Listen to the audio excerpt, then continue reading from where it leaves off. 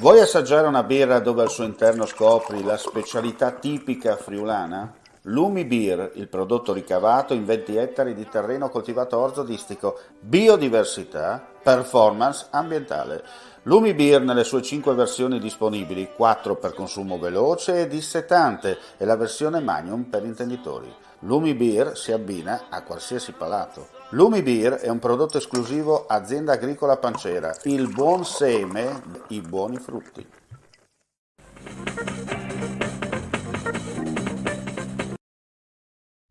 Nuovi accertamenti tecnici ripetibili saranno svolti nell'ambito delle indagini sul caso di Liliana Resinovic, la donna di 63 anni scomparsa il 14 dicembre da Trieste, il cui cadavere è stato ritrovato il 5 gennaio nel parco dell'ex ospedale psichiatrico di San Giovanni.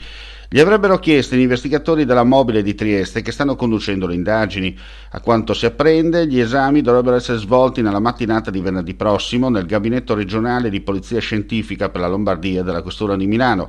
Si tratterebbe di accertamenti di natura biologica da effettuare su vari reperti, tra i quali gli indumenti intimi che indossava la donna al momento del ritrovamento, un guanto nero in tessuto elastico, una mascherina chirurgica ed esami biologici su materiale organico prelevato nel corso dei precedenti esami.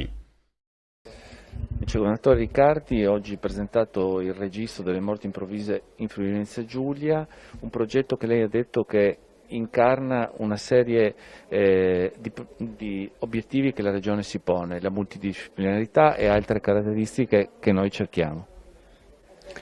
Sicuramente è un lavoro importante che entra in quella che è una politica della prevenzione, perché indagare le ragioni per le quali accadono fatti di questo genere significa esaminare e approfondire alcuni aspetti per evitare che queste cose si possano ripetere. La prevenzione è uno degli anelli deboli del sistema sul quale bisogna continuare ad insistere e poi mi sembra che ci siano altre due cose estremamente importanti. La semplificazione del tentare delle giustificazioni a volte superficiali rispetto a ciò che accade. Questo dimostra che la scienza bisogna farla lavorare e soltanto quando la scienza arriva all'esito delle cose può dare delle risposte. E oltre a questo l'altro grande aspetto sul quale abbiamo visto delle difficoltà e stiamo incontrando delle difficoltà come sistema, avere un grande patrimonio di informazioni e di dati che devono essere ancora sistematizzati nel modo migliore, devono creare quelle condizioni affinché il dato possa essere maneggiato soprattutto per la sua affidabilità e per la velocità con la quale poi alla fine chi è chiamato a prendere le decisioni possa decidere avendo la più ampia disponibilità delle conoscenze. Uno strumento tanto più importante in questa fase, lei ha detto, in cui tanti parlano senza avere nozioni scientifiche e esprimono la propria opinione che non è fondata. Questo è l'elemento del sensazionalismo e della superficialità al quale spesso siamo sottoposti.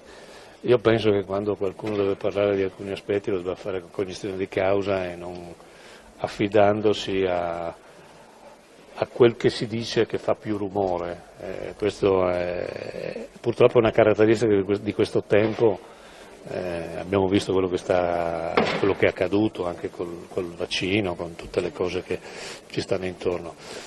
Io penso che bisogna un po' ritornare a far parlare quelli che sanno delle cose, magari anche dicendo a quelli che sanno delle cose di non farci assistere a degli spettacoli come abbiamo visto di contrapposizione anche tra i professionisti. Questo è un altro aspetto che non va bene, si crea confusione, non si aiutano le persone a decidere serenamente.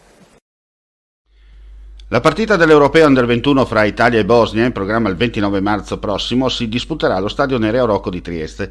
È stato il presidente della Federcalcio, Gabriele Gravina, a comunicarlo al collega della Triestina, Mario Biasin, tramite una lettera che il numero 1 della Federcalcio ha pubblicato integralmente successivamente sulla pagina ufficiale della società Alabardata. Trieste Calcio, caro Presidente, a seguito dei colloqui intercorsi, desidero con piacere confermarle che la città di Trieste e lo Stadio Rocco ospiteranno il prossimo 29 marzo alle 17:30 l'incontro Italia-Bosnia, gara di qualificazione della nazionale Under 21 all'Europeo 2023, scrive Gravina.